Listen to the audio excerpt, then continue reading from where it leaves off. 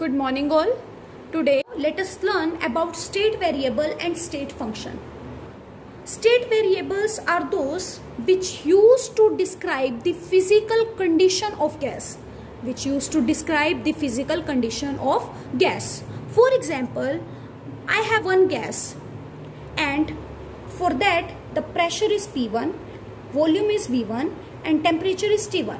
And if I will apply the change on this gas, then the pressure change into P2, volume from V1 change into V2 and temperature from T1 change into T2. So it is important to note down here, state variables are pressure, volume, temperature, number of moles, enthalpy, entropy, internal energy and Gibbs free energy.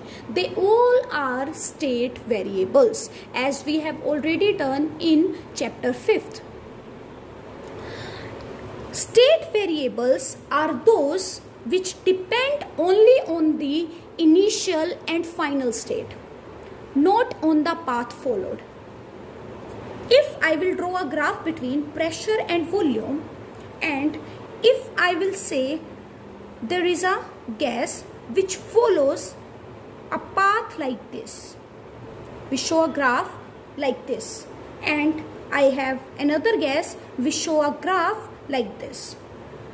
Now if I want to ask you the change in pressure, change in pressure will be final minus initial. Change in pressure will be final minus initial pressure. And for this gas, again the change in pressure will be final pressure minus initial pressure.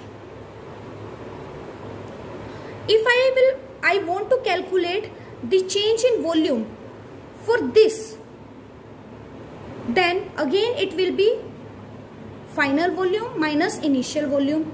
And if I want to calculate change in volume for this graph, then it will be again final volume minus initial volume. So state variables are those which depend upon the initial and final position. They not depend upon the path followed.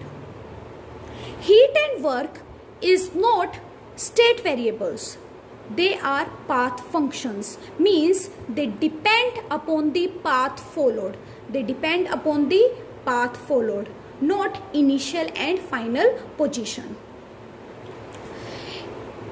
If we have a cyclic process means that the process which have started from one point and after a several changes it came again to same point. That is known as cyclic process. And process means a variable change. Now if I will draw a graph between pressure and volume and it show a graph like this. Now for this, if I want to calculate the change in pressure will be final pressure minus initial pressure. Now final and initial state is same, so it will be 0. Change in volume will also be 0.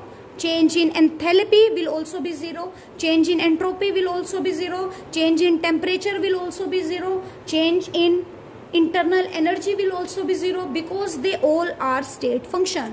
The state function are those which depend upon final and initial position. These all are state function, that is why their values are 0 for the cyclic process. But if I want to calculate the value of heat and work, then it will not be equals to 0, because they depend upon the path followed.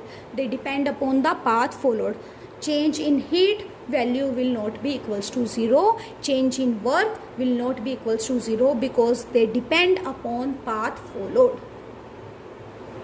So in any cyclic process, change in state function is always equals to 0, Now, let's talk about types of thermodynamic process. So first is isothermal process. Iso means same and thermal means temperature. So isothermal process means the process which occur at same temperature. Or you can use the word which occur at constant temperature, means delta T is equals to 0. Second process is isobaric process. Iso means same, bar is the unit of pressure, so baric means pressure. So isobaric process is that process which occur at constant pressure. Means for that delta P value is equals to 0. Next is isochoric process. Isochoric means, iso means same, choric means volume. Means the process which occur at same volume, or you can say at constant volume. So for this, delta V will going to be 0. Next is adiabatic process. As you all know, adiabatic process is that in which exchange of heat is equals to 0. So delta Q is equals to 0. These thermodynamic processes, that is isothermal, isochoric, isobaric, adiabatic process, they can carry out reversibly or irreversibly. Now let's talk about reversible process or irreversible process. Reversible process are those which occur in infinitely small step.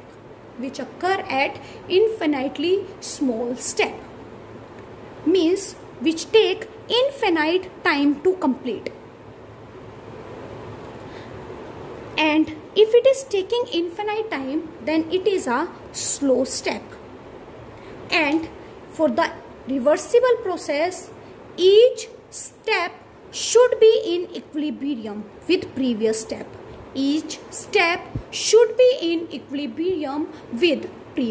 step. Now let's talk about irreversible process. Irreversible process means which occur at once. Means which take finite time to complete the process. If it is taking finite time or it is occurring at once, so it will be a fast process. Second, in this equilibrium exists initially and finally, not in between. So I hope you have understood today's topic. That's all for today. Have a nice day ahead.